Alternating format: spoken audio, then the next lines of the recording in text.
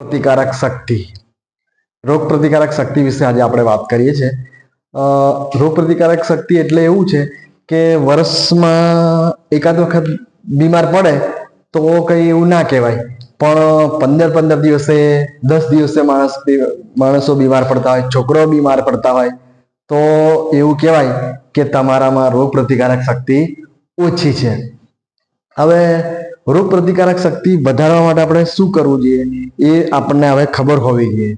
જો આમ તો જેની બી રોગ પ્રતિકારક શક્તિ ઓછી હોય એ લોકોએ પહેલાં તો એ નક્કી કરવું જોઈએ કે એમને કઈ ઋતુમાં એમને વધારે પ્રોબ્લેમ થાય છે, ચોમાસામાં, શિયાળામાં કે ઉનાળામાં. ઘણી વખત તો શું છે કે ધૂળની રજકણમાં જતા હોય તો એલર્જી જેવું થાય, તો છીકો શરદી ચાલુ થઈ જાય. ધુમાડામાં બી એવું થઈ શકે છે, પછી ફૂલની સુગંધમાં બી એવું થાય. અને ઘણા લોકોને કેવું છે પ્રાણીઓ જોડે, એટલે ઘણા લોકો કામ કઈ જગ્યાએ કરે છે એના પર બી એમને એલર્જી થતી હોય છે. તો આવું તો આપણે જાતે નક્કી કરવું પડે કે શાનાથી આપણને એલર્જી થાય છે. જો તમને જાતે ખબર પડતી હોય અને તમે એનાથી દૂર જવા પ્રયત્ન કરો તો વધારે સારું. પણ અમુક વખત આપણે એવા વ્યવસાયમાં ફસાયેલા હોય તો એવું શક્ય બનતું નથી. હવે ધારો કે કોઈ પાણીમાં કામ કરતું હોય તો એમને બી થતું હોય, કુંભાર લોકો માટીમાં કામ કરતા હોય તો એમને બી કંઈક ને કંઈક પ્રોબ્લેમ થતા હોય.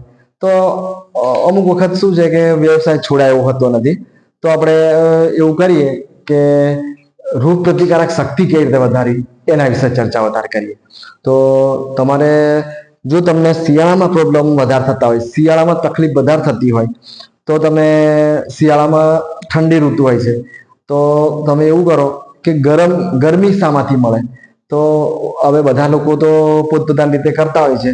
હું શિયાળામાં નાની શરદી ખાંસી 10-15 દિવસ થતી હોય, પછી છીકો આવતી હોય અને થોડું દમ જેવું બી લાગતું હોય તો હું એમને એવું કરતો હોય છે કે મારા દર્દીઓને હું મારી રીતે વાત કરીશ કે હું એમને અજમો 1 ચમચ અજમો લેવાનો હોય છે. રાત્રે સૂતી વખતે તમે 1 ગ્લાસ પાણીમાં બોળી દેવાનો, બરાબર. તો સવારે ઉઠીને એ પાણી એક ગ્લાસ જેટલું લેવાનું, એ પાણીને સવારે ઉકાળી દેવાનું અને પી લેવાનું. હવે આ પાણી પીધા પછી એવું એટલીસ્ટ 20-25 મિનિટ સુધી કશું જ કરવા નહીં. તો શું છે કે તમને 10-15 દિવસ પછી અચાનક તમને એવું લાગશે કે મારા શરીરમાં કોઈ પરિવર્તન આવ્યું.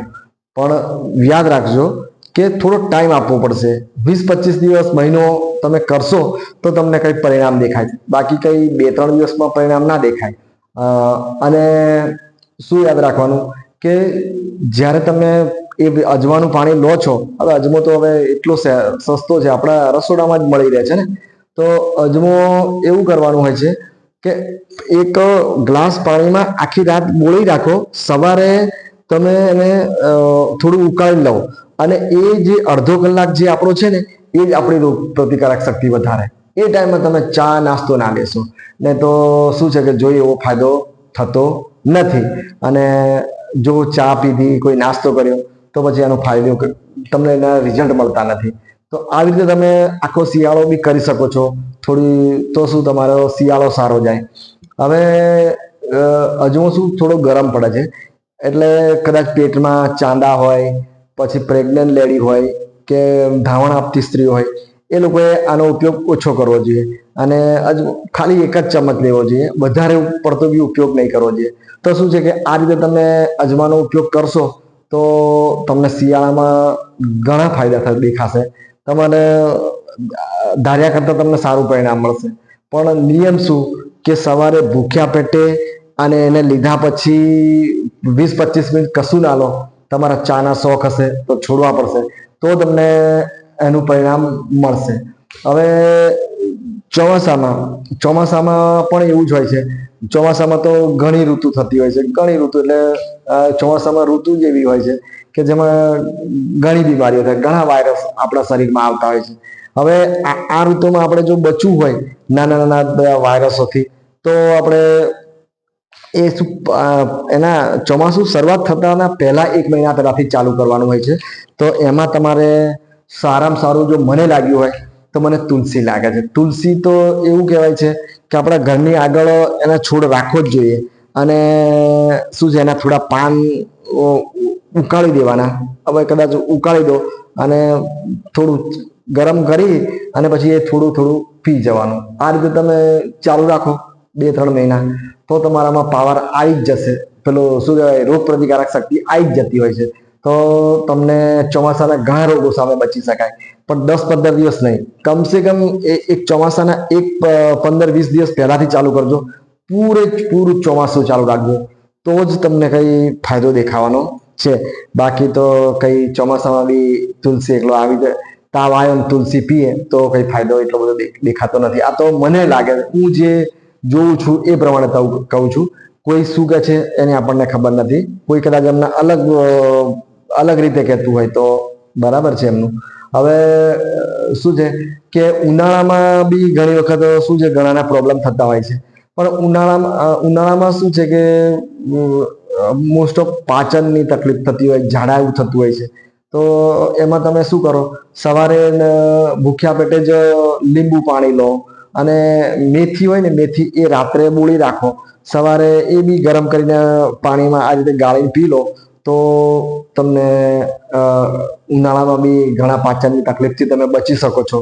અને જો સવારે ના પીવું હોય મેથી, તો કેવું, રાત્રે સૂતી વખતે બી 1 ચમચ ડાયરેક્ટ ફાંકી મારીને તમે લો, તો બી તમને ઉનાળામાં ઘણો ફાયદો થાય છે. કદાચ કોઈકને લીંબુ પાણી ફાવે તો સવારે લીંબુ પાણી, ગરમ હુંફાળું પાણી પીવો. આવું તમે 3 ઋતુમાં કરી શકો છો.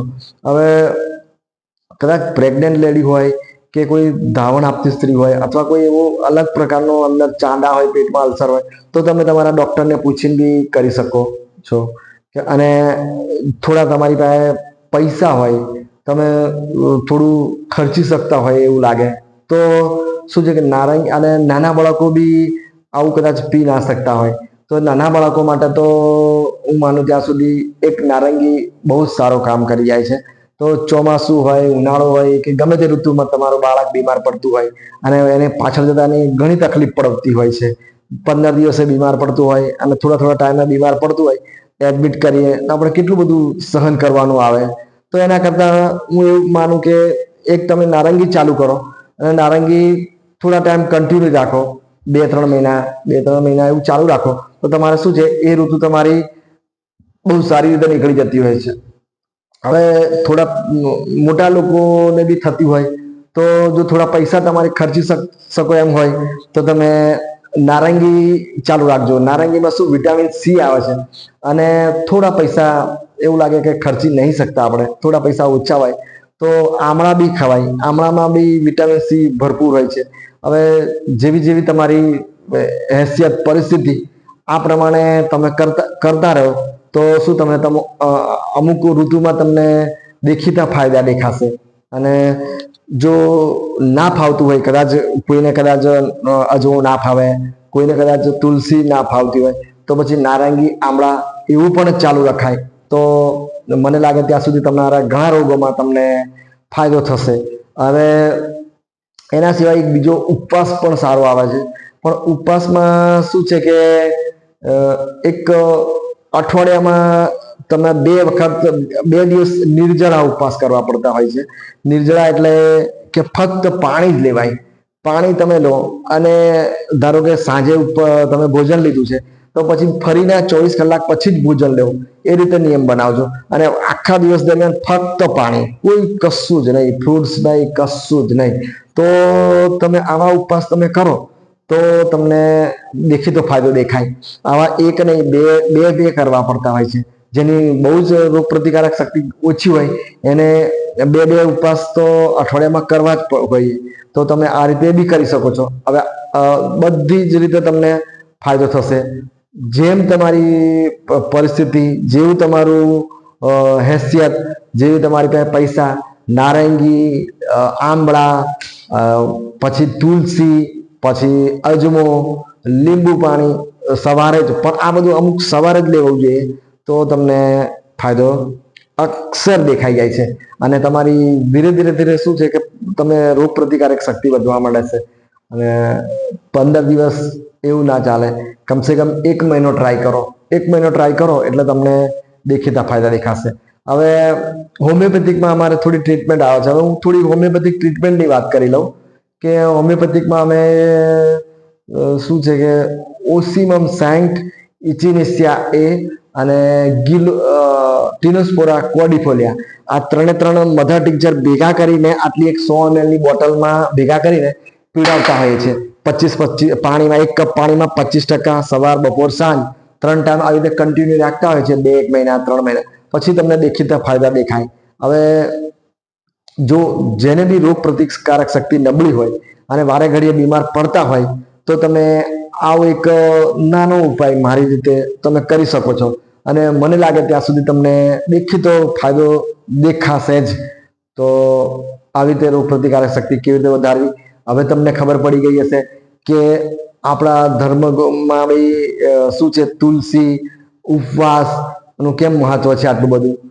કેમ કે તુલસીમાં તો એવું કહેવાય છે કે ભાઈ ઘર આગળ તમે રોપો તો એના લીધે અમુક શું જીવડા અમુક વાયરસ આપણા ઘરમાં અને આપણી નજીક નથી આવતા, આવી ના શકે.